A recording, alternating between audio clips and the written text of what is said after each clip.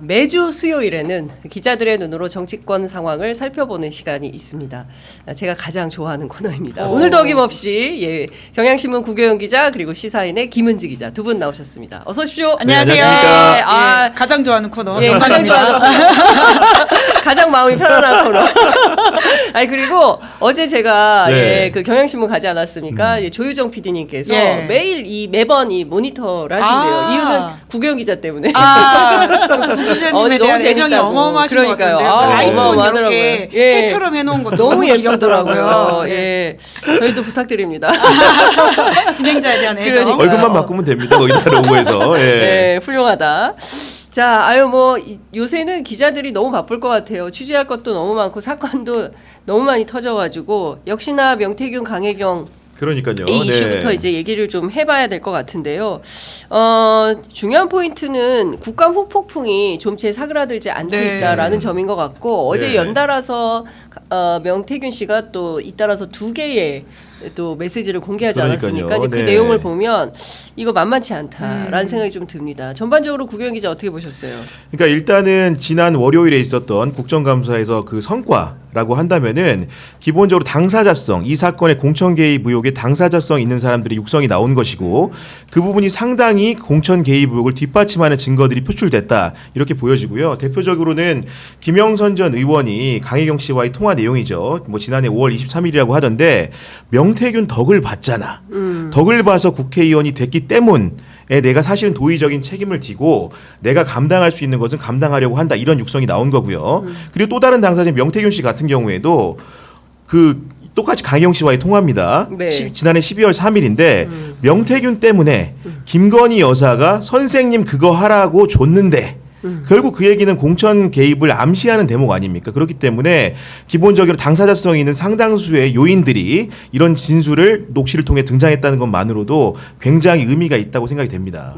그렇군요. 그러니까 여론조사 조작 의혹과 관련해서는 사실 그러니까 굉장히 다른 좀 뭐라고 할까요? 그러니까 노이즈에 좀 덮여가지고 덜 주목받는 지점이 있는 것 같은데 아주 심각한 범죄 혐의이거든요. 그리고 강혜경 씨가 자기가 관련되어 있다라는 것을 명확하게 증언을 하고 있기 때문에 수사 속도를 더 내야 된다라고 보는데요. 이 자리에서도 이제 강혜경 씨가 이제 조작된 부분에 대해서 이제 조작을 하라는 지시가 있었다라는 취지의 답을 하고 있고요. 뿐만 아니라 미공개 여론조사 대통령한테 직접 보고됐다라는 것에 대해서 안다 이렇게 이야기했기 때문에 오늘 또 강혜경 씨가 검찰 출석한다라는 것이거든요. 창원지검에. 지금 당장 국민일보 사설 같은 경우에는 명태균은 소환도 못하는 검찰이라고 아예 이렇게 사실 민망한 제목들이 나오고 있는데요.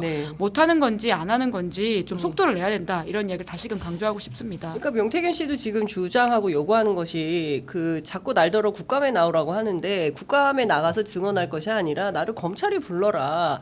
검찰 수사 왜 안 하냐. 수사 속도를 빨리 좀 당기라고 촉구하고 있어요.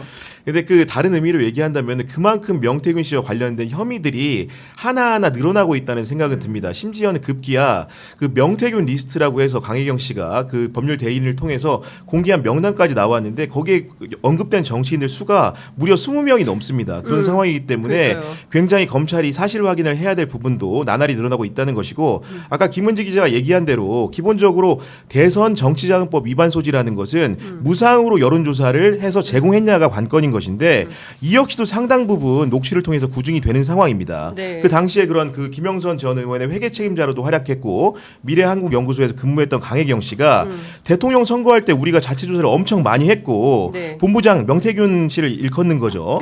그 돈 받아오겠다고 갖다는 청구서를 만들려고 했다는 얘기까지 나오지 않았습니까? 그런 상황이고 김영선 전 의원조차도 명태균이가 바람 잡아가지고 윤석열 대통령을 돕느라고 버리는 돈의 대부분을 거기다 썼지 않냐 이런 얘기가 나오는 상황이기 때문에 결국은 그 여론조사가 상당수 있었다는 건 횟수적으로 확인이 된 상황이고 그에 대한 금전적 가치가 있는 조사를 인식했냐 아니냐의 문제만 남았기 때문에 이런 부분들도 분명히 검찰 수사에서 비껴가기는 어려워 보인다 이렇게 좀 생각이 됩니다. 그러니까요. 근데 중요한 포인트는 지금 이렇게 일파만파 사태가 커지고 있는 가운데 그래도 해결의 주체는 윤석열 대통령 아니겠습니까? 그런데 어제 나온 대통령의 메시지를 저희가 좀 하나하나 분석을 해볼 필요가 있을 것 같다라는 생각이 좀 듭니다. 한동훈 대표는 인천 강화로 가고 그리고 윤석열 대통령은 부산 범어사로 갔어요. 네. 메시지 어떻게 보셨습니까? 예, 그 부산 둘 다 결국은 이제 네. 선거에서 승리한 지역을 찾아갔다라고 하는 게 하나의 좀 포인트라고 포인트. 보이긴 하는데요. 예. 부산 범어사에는 현직 대통령으로는 이승만 대통령 이후에 처음으로 윤석열 대통령이 찾아갔다라고 하는 것도 좀 눈여겨볼 만한 네. 지점인 것 같습니다.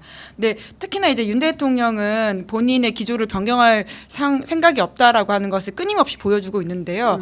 돌을 맞더라도 이제 가겠다 뭐라는 취지의 이야기를 했다라고 네. 합니다. 그러니까 굉장히 좀 사실 좀 무서운 이야기라고 할 수 있거든요. 네. 이제 지금의 사람들의 비판이라고 하는 것이 아주 일방적인 돌 던지는 것에 불과하고 나는 옳은 일을 하고 있기 때문에 네. 끝없이 이제 이것을 수정하지 않고 가던 길 가겠다라고 하는 것인데요.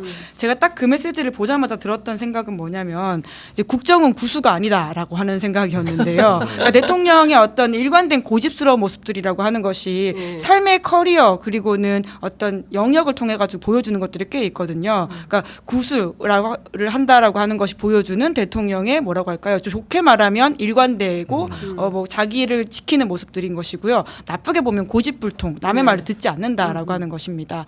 그런 것들이 윤 대통령은 삶의 성공으로 끝없이 자기가 드러났다라고 생각하는 것 같은데요. 뭐 국정원 댓글 사건이라든지 조국 수사 이런 것들이 있었죠. 그런데 국정은 다르거든요. 이제 그렇기 때문에 이러한 뭐 1% 지지가 있더라도 나는 가겠다라고 했던 한일 관계 개선 때 네. 있었던 대통령 말과도 맞아요. 일맥상통하는 면들이 있는데요.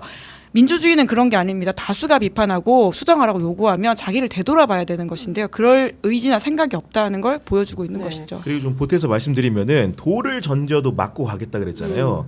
통상적으로 돌을 던지는 상황에 전장이라고 가정을 하면은 피하 식별이 되는 상황에서 앞에서 던지는 돌은 피할 수도 있어요. 던져도 꼭 맞지 않아도 되는데 지금 내부의 상황 내전이지 않습니까? 보수 내전이라고 일컬고 있는데 한동훈 대표는 어디서 돌을 던질지 알 수가 없어요.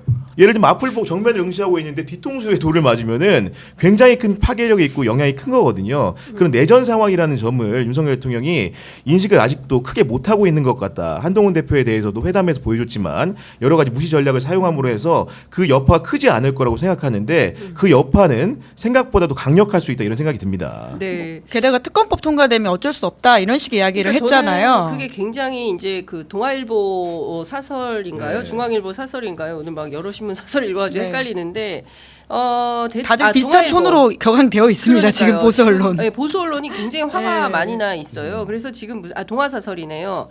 그 제목이 한동훈 이재명 회담에서 그러니까 이제는 이제 윤석열 대통령에 대한 기대는 접은 것 같습니다. 이재명 회담에서 김건희 특검법 합의점을 찾아야 된다라는 것이고 할 테면 해보라 식의 대통령 의사는 이미 확인이 되었다라고 동아일보가 일침을 네. 놓고 있어요. 그러니까 갈 테면 가라. 붉은 기는 내가 지키련다. 이런 중국 공산당 혁명 시절에 있던 문구가 생각이네요. 할 테면 해라. 나는 김 여사를 지키련다. 이거 아닙니까? 그러니까 그 한동훈 대표가 그 윤석열 대통령과 가진 그 면담 자리에서 얘기했다는 게 김건희 특검법을 들어서 뭐라고 얘기했냐면은 네. 내가 이번에 민주당이 법안 처리를 하려고 할 때 제포결 때 30명의 의원을 설득을 했다. 네. 그런데 이렇게 김건희 여사 사태를 활동 자제도 안 하고 의혹 제기된 충분한 설명이나 조사에 협조하지 않게 되면 네. 결국은 여론 상황이 악화되고 앞으로는 어떻게 될 수 없다라고 이제 어떻게 할지 알 수 없다라고 완곡한 어법을 사용했음에도 불구하고 네. 우리 의원들은 헌정질서 유린 행위에 대해서는 그런 잘못된 판단을 하지 않을 것이라는 의지적 낙관주의만 비춘 거거든요. 그러다 보니까